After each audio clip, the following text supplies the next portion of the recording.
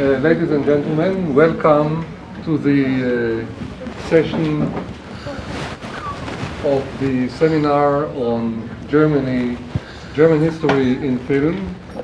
This time with Claude Lenzmann, who will refer to his film, which we know for a quarter of a century, שואה. This is a rare opportunity, first, to have the author among us to explain what he did, showing or making his film.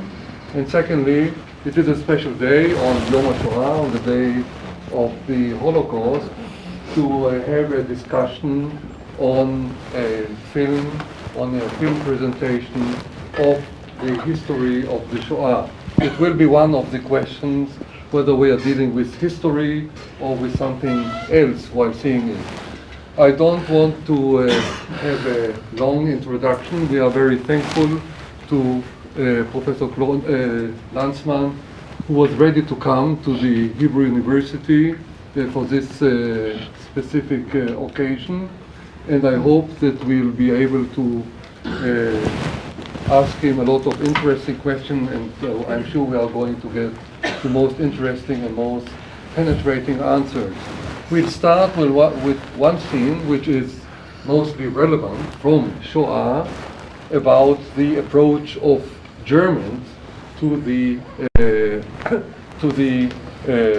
historical setting of what we call Shoah, what we call the Holocaust. It's a scene of about 10 minutes, and then we'll start the discussion, please. From our point of view, a condensated chapter of German history, at least of the German history of the Second World War, or the time between 33 and 45. The interviewee is the so-called typical German Schreibtischtäter, somebody who is sitting behind the desk and following orders. He is not doing anything to harm somebody personally. There is no blood around. There are only words and papers. Now, please, Professor Lenzmann. No, I am not professor. Entschuldigen Sie, ich bin kein Professor. Thank you very much, because the amount of footage about Poles in the process of extermination is huge. The amount of Germans is much smaller. But the first question is, how easy was it to get somebody, a German, to talk about what happened during the time before 45? You may sit, you don't have to stand up. I don't think it was so easy, no? It was not easy at all. And this man is absolutely horrible. May I drink something? I can drink? Please, yeah, that's your...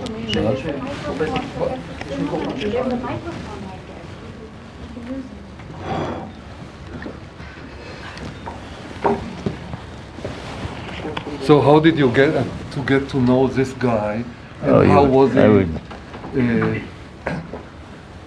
was he talked into this kind of a conversation?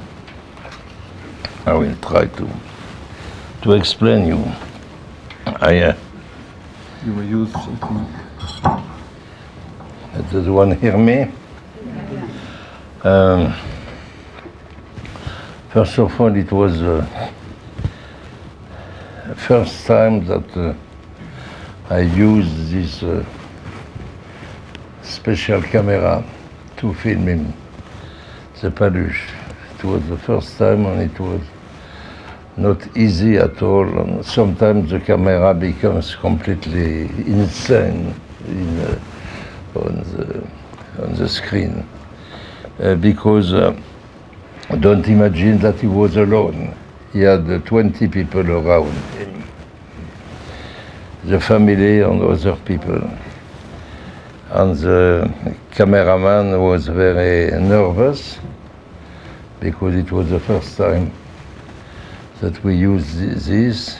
We made some trials before. Sometimes it worked, and other moments it could not work if you had too many electric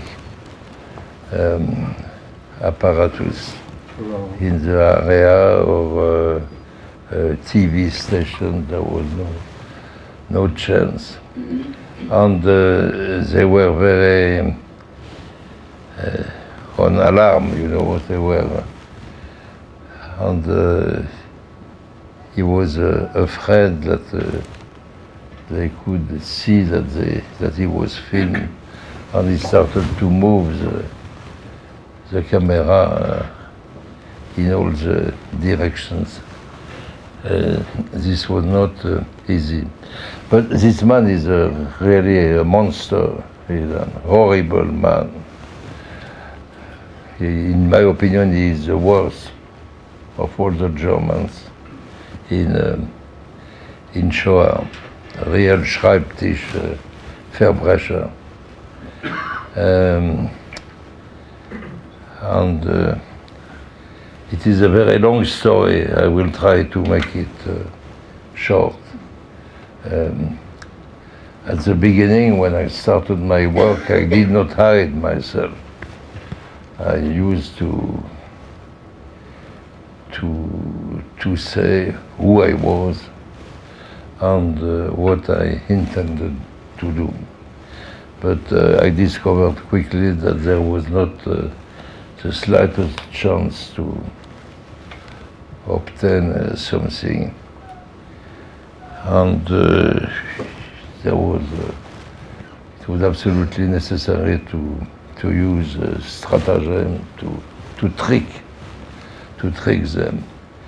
But I understood this rather early, but I had not the possibility to do them.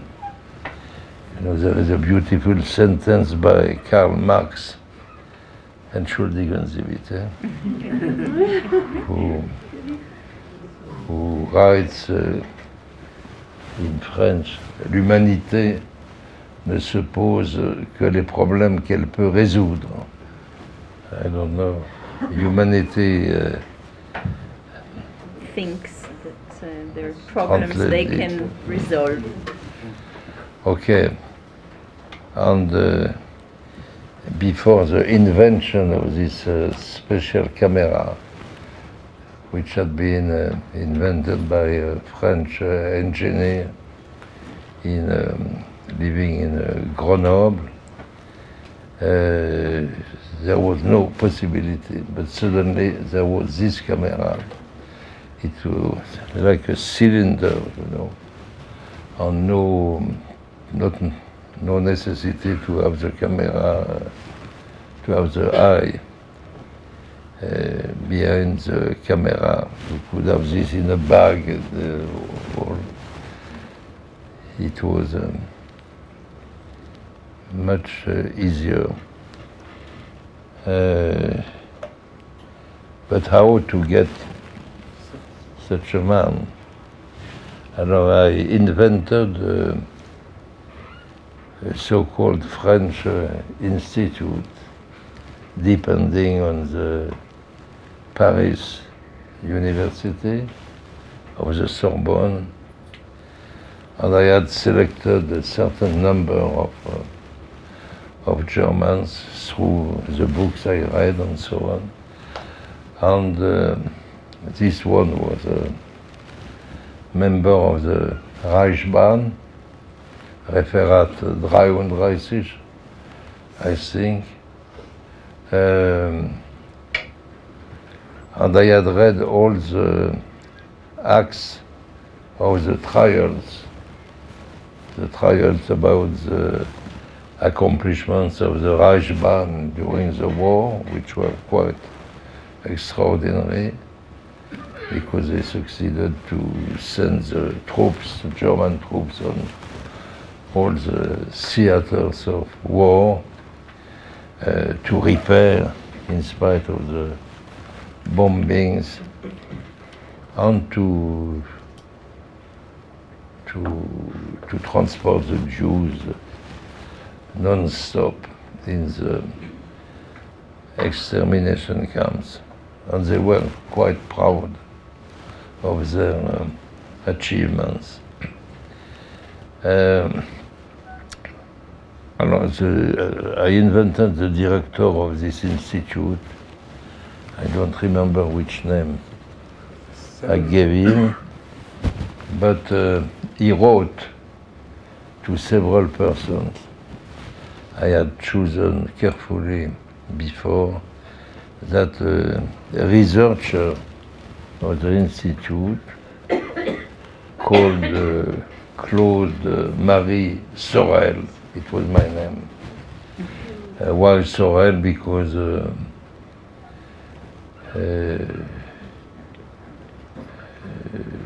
born in Caen, the city of Caen, because all the archives of Caen had been destroyed through the bombings during the war, and I had a false passport, a true false passport, which had been given to me by the French French Mossad, whatever it was. Oui, even more secret. Because it was impossible to introduce myself under my real name, they understood. And I wanted to hide that I was a Jew at this time. I had a very bad experience with the truth. And the director of the so-called institute wrote, for instance, to Mr. Stier that Claude Marie Sorel, a researcher of this institute, would stay in Germany for 2 months between June and July, and that he would like to meet Mr. Walter Stier,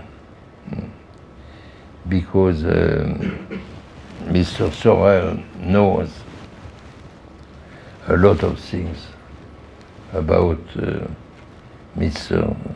Stier and how devoted he had been to all the tasks he had to fulfill, to face.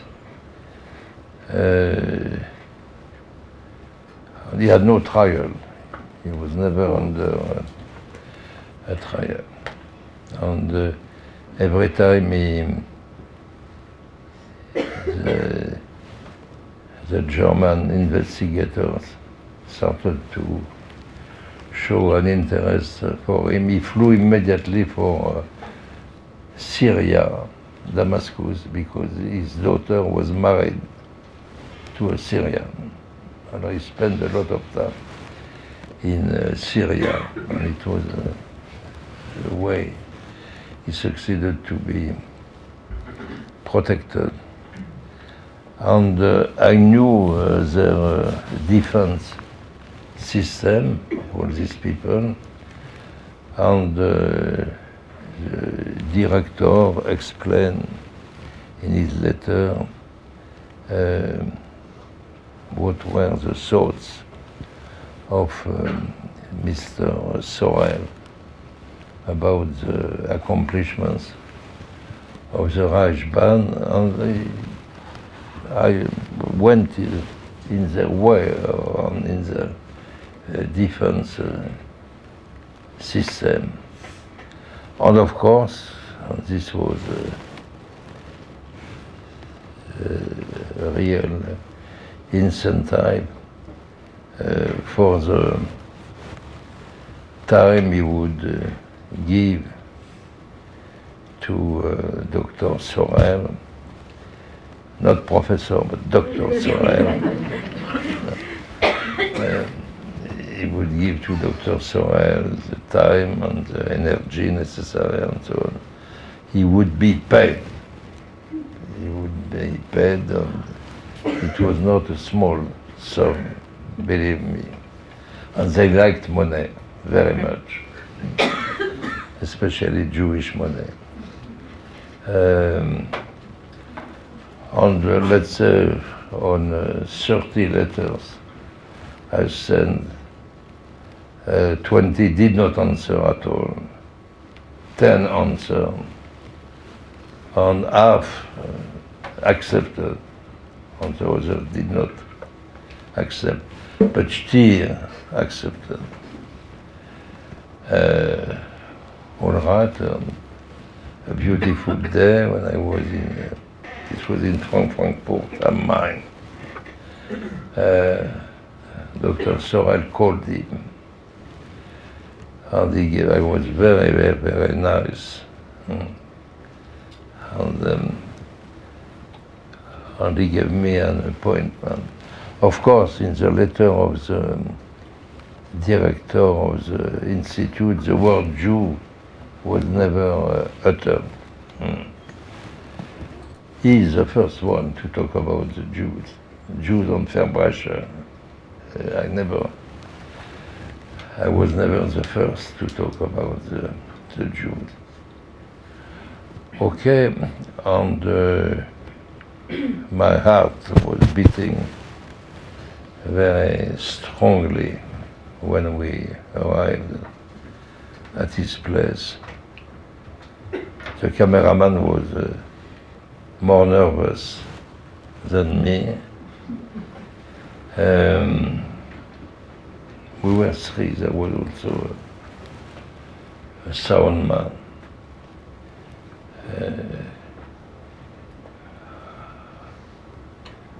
And he started to, this is a piece of anthology, really, this conversation with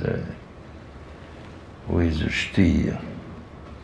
Auschwitz, he forgot the name. Yes, something. Yeah. Oh, yes. That's to open. And he knew everything. Without him, the so-called transports, this was Nazi saying, without Stier, the trains should not have succeeded to arrive to the extermination camps. Treblinka, he had no idea. It was just a difficult concentration camp, no more. But that was a vacation place. Voilà, this is what I can tell you, but if you want to know more, ask me.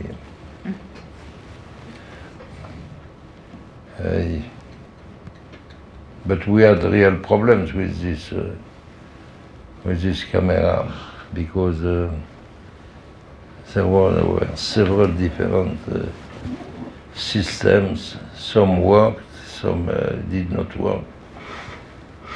It happened to me to be alone with a girl, a German girl, very nice, and with a camera in a bag, in a woman's bag, with linen a little bit bigger than this one, and in the bag there were papers, there were places for cigarettes and so on, and stars with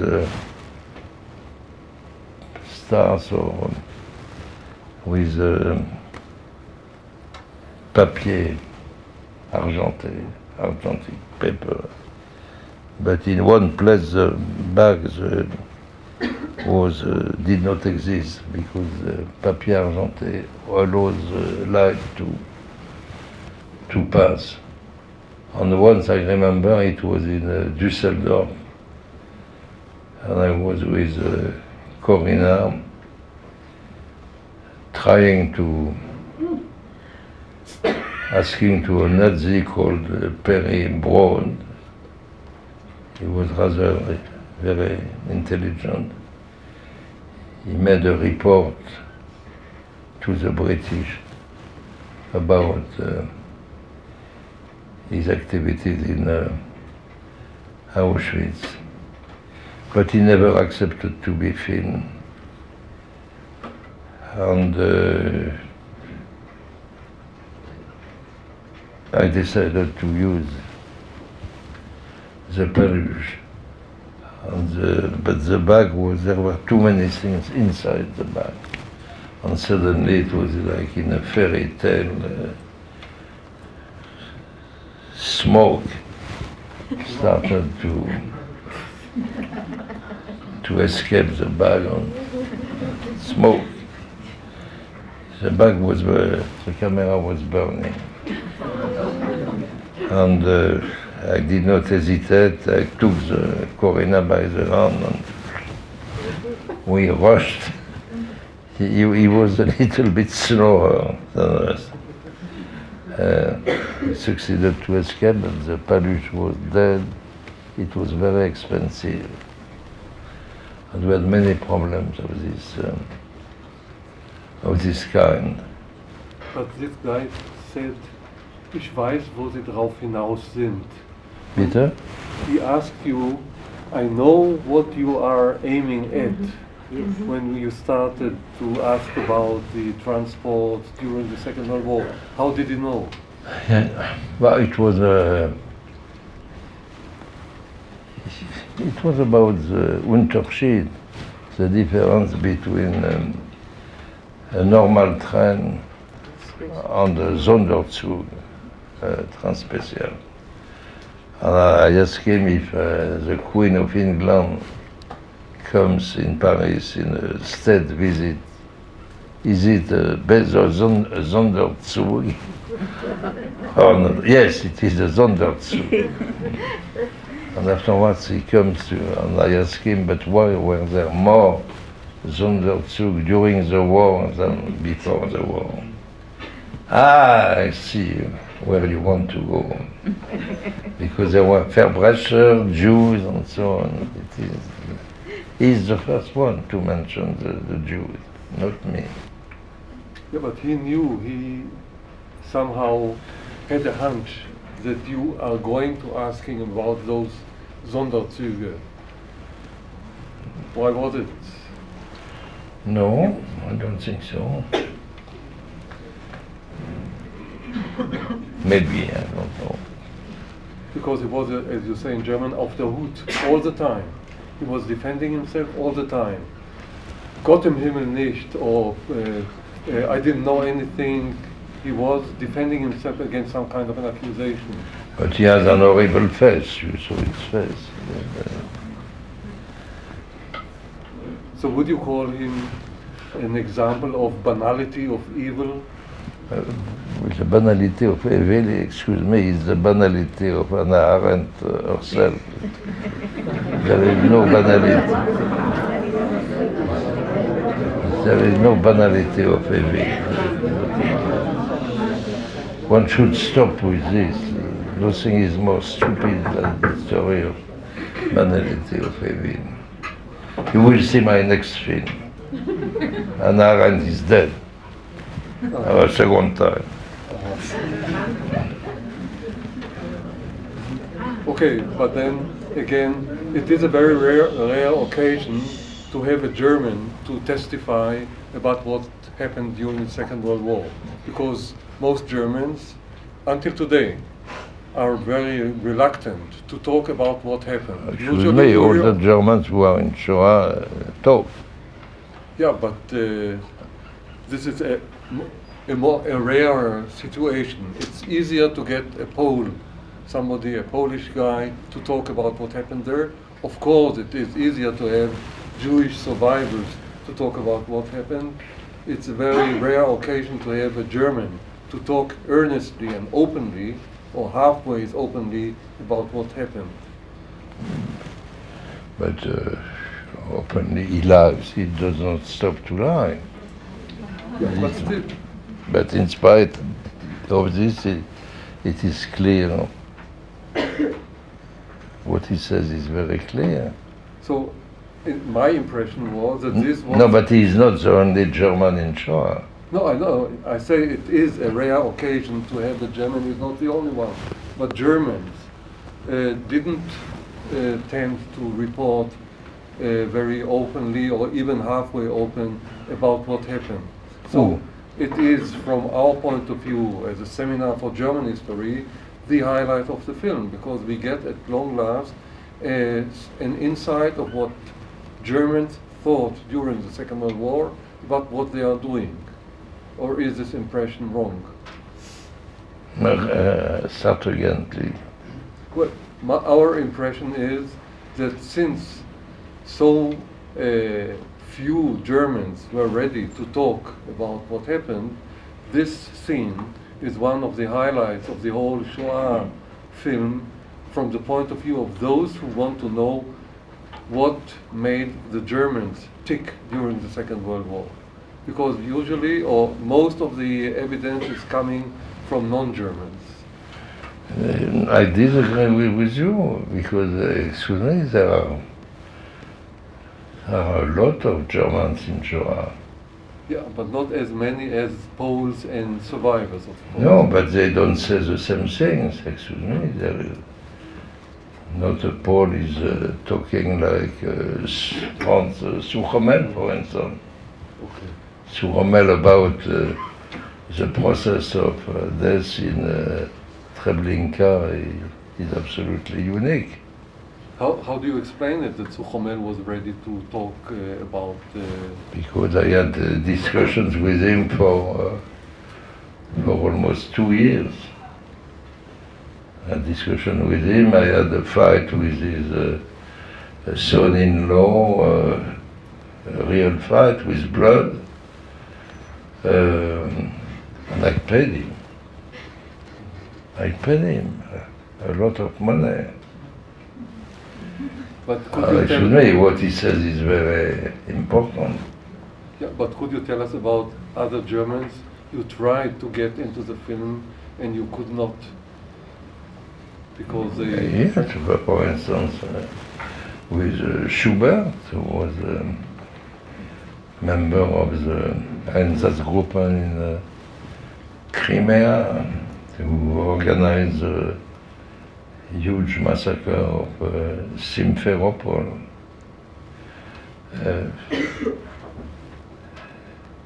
I started, he refused to see me. And I went in spite of this. And it's a long story, and I said, if you would have accepted, I would have asked you this and this and this. But I was asking, and he was recording. But we were caught and sent to the hospital. And I had a trial because I used the German Luft, les ondes allemandes. No, it was really very, very difficult to do this film. But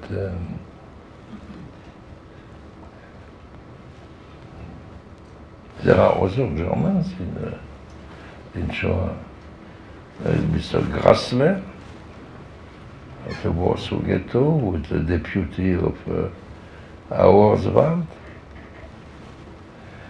And Grassler, I could not use such a camera because the camera had been stolen.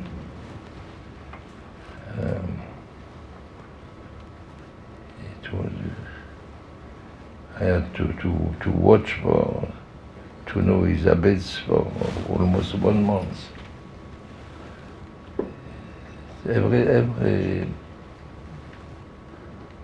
Everything was difficult and took took time. But I don't understand your problem here. My problem is the overall view of the history of the Shoah. How do you get the evidence from all sides of those who participated? Listen, I should read to you. 3 weeks ago I was in Berlin and I was awarded the Golden Bear by the Berlin Film Festival. It's a beautiful thing, the Golden Bear. It's and they were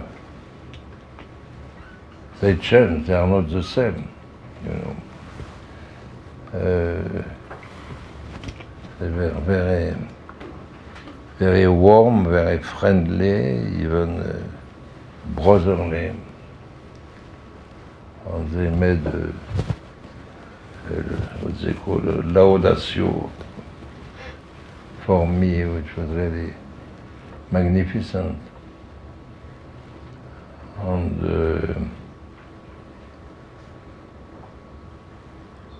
And what is the film that they choose to? They show all my films during 1 week, but the film they choose for after the ceremony, it took place at 10 p.m. and at 11 p.m. they started to screen my film Sobibor, the October 14, 1943, and it is a film in which the Jews kill the Germans. And the hero of the film never says the Nazi, he says the German. And they took it, and I think that it's full of class, of panache, even of fair play. They were very, very nice. They are not the same. Okay, there is another Germany or a new Germany. Oh yes, they have made a real work about their past, more than many other countries, more than France. But let's return to my problem. The historian usually wants to have the documentation from the time that things were happening. Yes, but there is no documentation. Here we get the information that is in retrospective. What is, in your own view, the decisive message or decisive information that one gets after seeing those many hours of Shoah, something which is to be used by the historian and was not at his disposal before? But no, but I don't understand what you mean when you say that. What is the main message of this kind of interviews? What is something that the historian will learn about it? First of all, excuse me, I don't care so much about the historians. Well, it's a pity. I am fed up. You are a historian? I am an historian. Okay. That's why I'm asking this kind of question. The historians are not the last word in earth, no, on earth. But I don't understand what you mean when you talk about the events of the time. The events of the time, there is nothing, there is no trace. Okay, There is no trace. But then, do we believe those people who talk later about what happened? It was a perfect crime. So it is a reconstruction. And the problem is, do we believe those people who talk about what happened? No, actually it's not true. It is not a reconstruction. It is a creation. It has nothing to do. And it is the reason why I refuse, I don't accept when people say that Shoah is a documentary. It's absolutely untrue. And what is a documentary? A documentary is a way to record by audio or by film something which pre-exists, which exists before the recording. But here you have nothing before the recording. But the people who talk to you reconstruct. They He try does not to talk. reconstruct. No, actually, he answers my question. Okay? He does not reconstruct. He remembers. And it is not the same. What is this locomotive of Treblinka is I had to invent this locomotive. I had to rent it, to pay to the Polish railways, to insert the locomotive in the general traffic. It is not so. It is not so easy. So what is the difference between the truth of the Shoah itself, Between the documentation, and the truth of Shoah as seen in your film? Is it the same truth, or are those different kinds of truth? No, repeat your question. Is the truth of what really happened, I'm again asking, sorry for it, asking the historian, is the truth that what really happened during the Second World War identical with the truth that emerges from what we see in the film? Excuse me, I did my best to approach the truth as much as possible. But you don't understand what is the meaning of this. When I tell you no traces, all right? Spuren. Es gibt keine Spuren. The people used to arrive in Treblinka, in Belzec, in Sobibor, in Chelmno. They were killed in the 2 hours which followed, and afterwards they were the corpses were at the beginning they were buried, but afterwards they disinterred them, but they burned everything. It was dust, even the bones, the big bones of the feet. You had a Jewish commando who went to crush these bones to change this in dust, and it was sent in the rivers, in the lake, in the wind. No, nothing.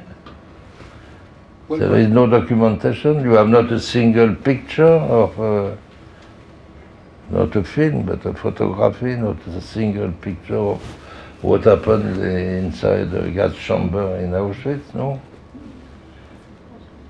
So the gas chamber of the crematoire 2, crematorium 2, crematorium 3, there were 3,000 people dying together in the dark.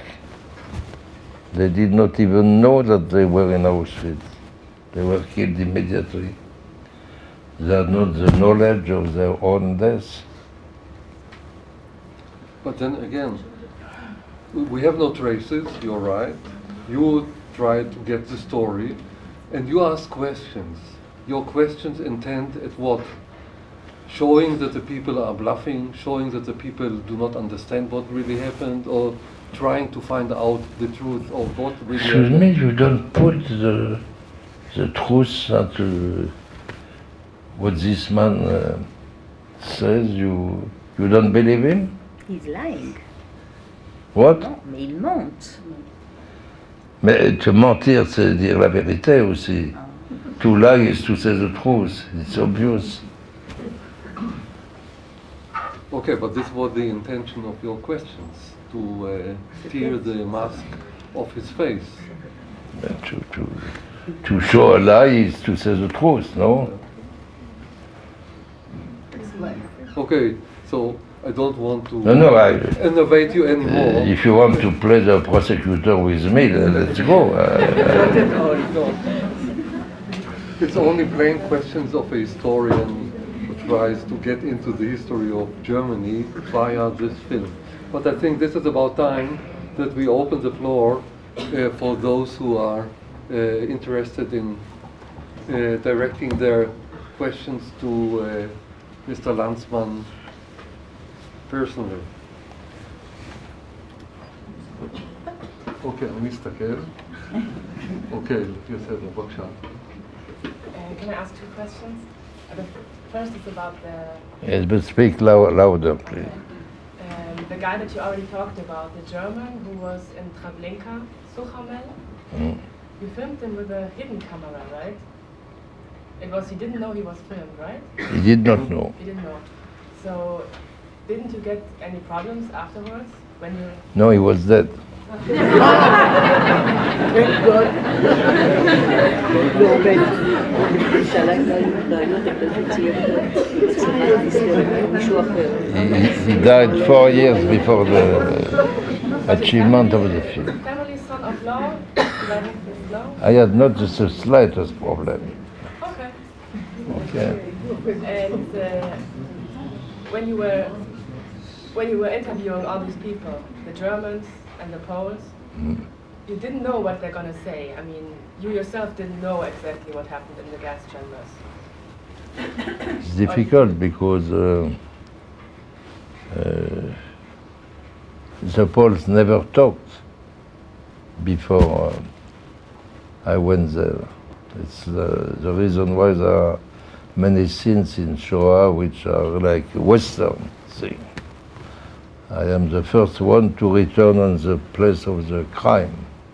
That is a real Western. I could show you. If your historian would be interested in Western, but I see he despises Western. Please use the mic. He should despise Western.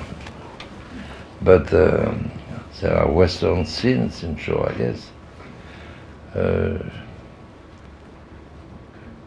And the first time I went to Poland because I did not want to go to Poland. I had a fantastic refusal. I said, what should I see? I will see what? Nothingness I did not want. And I was wrong. But it is, in one way I should have started with Poland, but the film would have been completely different. Why? Which way did you start? You didn't start with Poland? If I had started with Poland, Oh. yeah. But I think my logic is a logic of creation, more than if I had started with Poland. But I could not avoid, after 4 years of work, I said to myself that I had to go to Poland in order to understand what the survivor of Chelmno, the one who sings at the beginning of the film, Malebiale Domek. In order to understand what he was telling me, I had to go to Chelmno because I did not understand. And when I returned to see him, after having seen Chelmno, I came with a pen, with paper, and we started to draw what I had seen and what he remembered. And we created a common language. And I understood. And he understood too.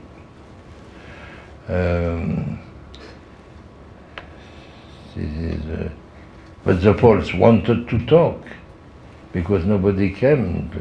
They were, and when I discovered this, I said, shut. I did not want because it would have been a strong moral fault to make as if I did not know. I preferred not to know. You didn't? I say I preferred not to know. And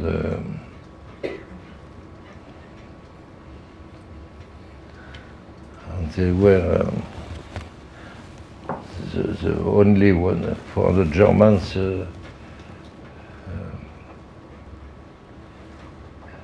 I had to listen and to question them, but I could not imagine the process of death in Treblinka. He had to tell me. But for the Jews it was different. For the Jews I discovered that I had to know everything and as much as I could before shooting. Because I had to help them to talk, and to talk in front of a camera, in front of a cinema crew. Imagine the barber of Treblinka, how difficult it is for him.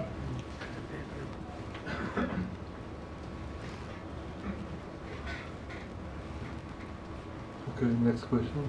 This is exactly what I wanted to ask you about, Abraham Bomba, the barber of Treblinka. He's dead, unfortunately. They're all dead. A few years ago, I took part in a seminar for Holocaust educators in the United States. And we watched pieces of Shoah and discussed. Yeah. There were maybe 30 or 40.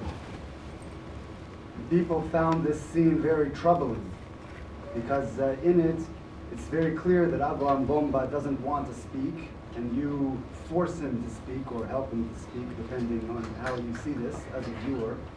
And then it was mentioned that, of course, it wasn't his barber shop. It was mentioned what? It wasn't his shop. No. The Schneiderei, yeah? Because that I was a sadist. Yes, this was the idea. It was, by the way, and there was there also the son of survivors, and he must have been about 50, and he started crying. He doesn't like you. I would like to hear your reaction. My dear, I was by no means a sadist. Bomba spent 2 days on one full night with him, without camera, without magnetophone, without even a pen, in a little hut of the Catskills in the upstate New York. And he talked to me for 2 days on one night. And I told him, would you accept to be a protagonist of my film? But I don't know when I will be able to shoot. I am not sure I will be able, because there were money problems. And okay, he said yes, but I lost his trace. But I knew what he had to say and how difficult it would be for him. And I tell him, I know it's difficult when it starts to break. I know, and I apologize. But we have to do it, I say. And you know it. It was a friendly and a brotherly undertaking. Probably you had a rabbi with you who taught to you. This man was religious. Yeah, I'm sure. But why They are was it- stupid. Why was it shot in Israel, although the man lived in the United States? What? Why was the scene shot in Jerusalem, although Bomba was living in New York?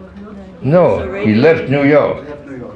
He left New York for Bat Yam, excuse me. And the scene is shot in Bat Yam, in an hairdresser saloon in Bat Yam, and not a woman, not an hairdresser saloon for women.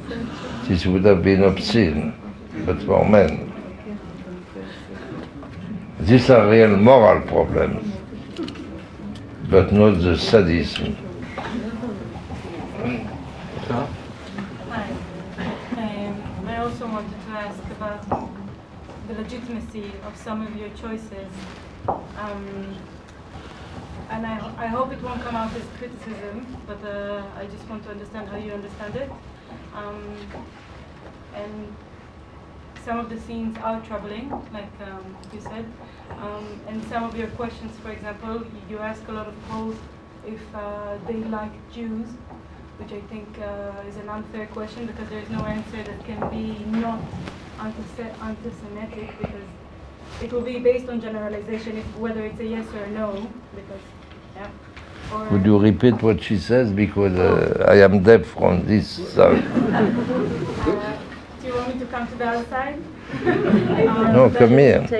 Okay, the question was whether the questions were fair when you were asking Poles whether they like Jews or not, because either answer will demonstrate that they are, in a way, anti-Semites. Did I understand? Yeah. I never asked to the Poles if they like the Jews, no? There were two cases where you asked... Yes, but it was a joke. Yeah, but it's a joke on their behalf, and whether it's fair, I'm asking because, for example... It's very clear that they are anti-Semites, yes. But, that's a presupposition, but it is not an anti-Polish film, excuse me. No, but I'm asking, you say it's a creation and not a documentary, and I think I understand what you mean, and therefore I ask for your choices. For example, I think most of the viewers, unless they, like you and I, read articles about it, don't know that some of the... Translate for me what she said. Some of the scenes are staged, but the viewer doesn't know that. It looks like a documentary, and we understand it as a documentary, but then it is not. It's staged, so that's another choice that, you know, how do you deal with that? You speak too much. What does she say? Again, how fair it is when you use scenes which are to a certain extent staged, that the viewer of the film doesn't know that they are staged. Well, I never hide this. Yes, but the film in a way hides it, because you see interviews... Which scenes? The barbershop, for example, or like you said with the train. But excuse me, the barber shop, it was to help him to talk. Yes, but you do agree that the viewer sees this as documentary. He doesn't know that the shop It is not a documentary. And the people there don't speak English and they don't understand the conversation, and it has... Whoa, who doesn't speak English? The other barbers? No, the people, he cuts their hair, no? I know this from another interview. He speaks perfect English. No, he does. I mean the people around you, when you talk English, and the people, he cuts their hair, and sort of the people around in the shop, they don't speak English. They don't understand the That's what I say. Uh-huh. What did she say? I'm saying the imagery of the movie it looks like a documentary. I'm sure you're aware. But I think your answer was given already. Since it is not a documentary, the questions directed at the documentary become irrelevant. Yeah, so why to choose and You are stubborn, in order to get the language and imagery? Again, of I the don't have documentary? to be to play the defense, documentary but movies are always staged. All documentary movies are scripted. Okay. Except for, Blair Witch Hunt. okay, we are back again in the old story about what a documentary is. No, what we're is not actually. I'm asking about the moral values of the choice. Okay, stop now, you... But this is the part. This is the part of the game, I think, of doing films. Otherwise, you don't get a film. שאלות נוספות? Well, I'm confused. Well, I like the film. I watched it. I must say that. Thank you very much. I like it The too. only thing that I can criticize about the film is 9 hours, and I had to take breaks. I didn't see it in one piece, so I cannot say. But I ended up watching the movie, and I thought what you wanted to achieve with this movie. But did you see the film? Yeah, of course, but did you just said that you don't say it's not a documentary, it's a piece of art. And did you want to say anything aesthetic in this film? Any interpretation about what happened, not happened? You want to reflect reality? What were your goals in this film? How do you think I should see this film? What should I take from it? I don't ask you anything. It's just there. It's just art. That's it. It's just like a painting in a museum. It's It the is same? also art. It is not. Shameful, no, to say that it is art. I'm not criticizing. I'm just. Well, he just wants to know whether it is a piece of art that is presented here, not only a piece of history. But there is no contradiction. Of course not. There is no contradiction. I think that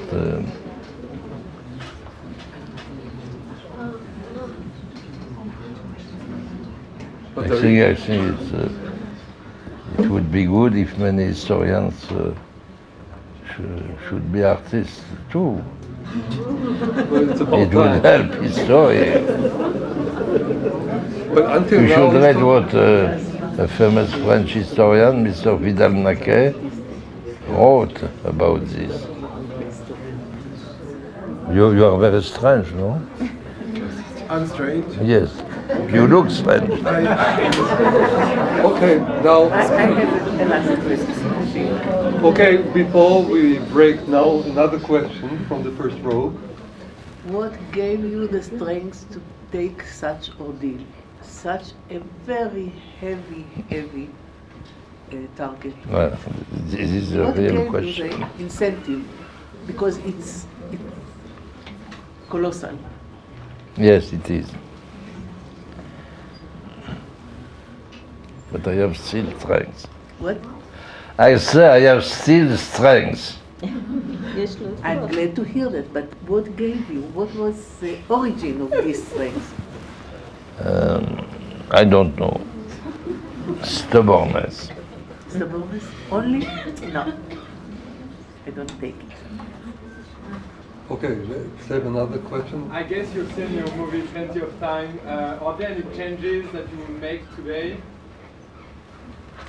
What does he say? Il imagine que vous avez vu le film plusieurs fois. Est-ce qu'il y Est-ce aura que vous feriez des des changements? changements aujourd'hui Pardon.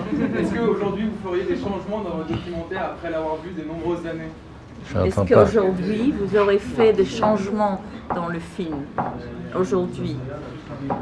Like Verdi doing his changes in his opera. No. Si. Anyhow, today is too late to make such a film. Non, mais est-ce que vous auriez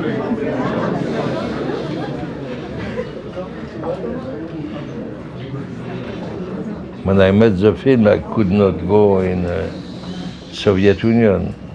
I couldn't get a visa. Okay, Impossible. but this I think is a part of the answer. A film is a product of its time. If you do a film about testimonies in the year 2013, you get a totally different film. No, I don't. No, excuse me. I want to add something. The text begins with the film begins with a written text that you read on the screen. And the first sentence is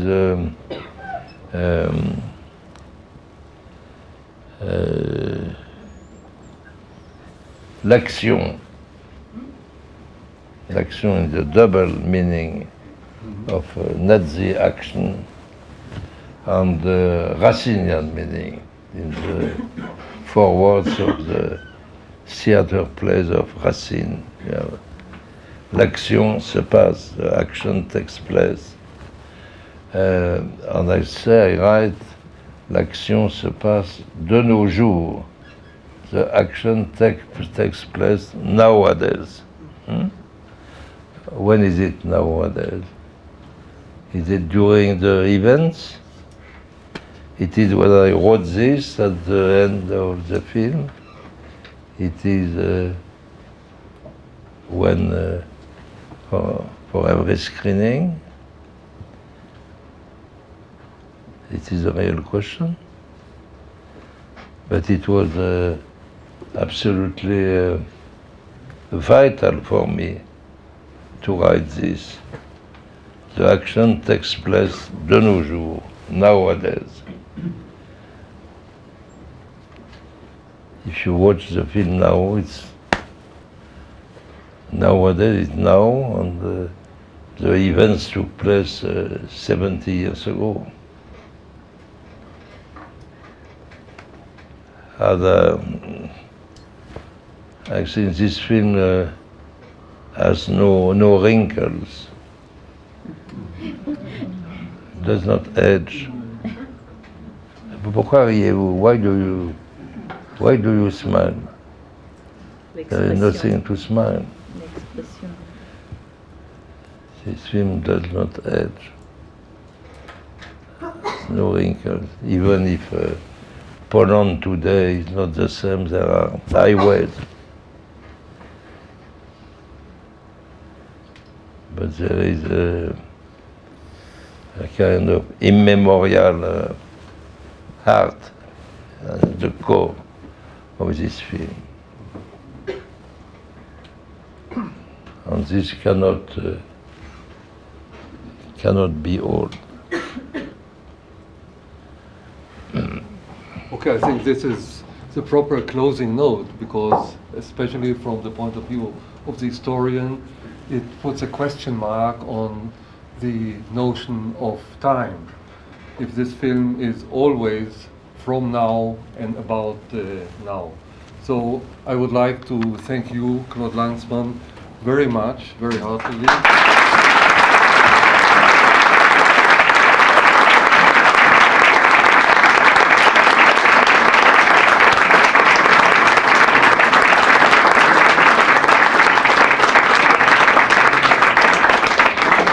It's a rare occasion to have such an insight into both into the history of the Holocaust and into the making of a film about the Holocaust. So we are thanking you again and again, and hope you will have a nice time in Israel. Have a nice time here. Thank you very much. Thank you for coming.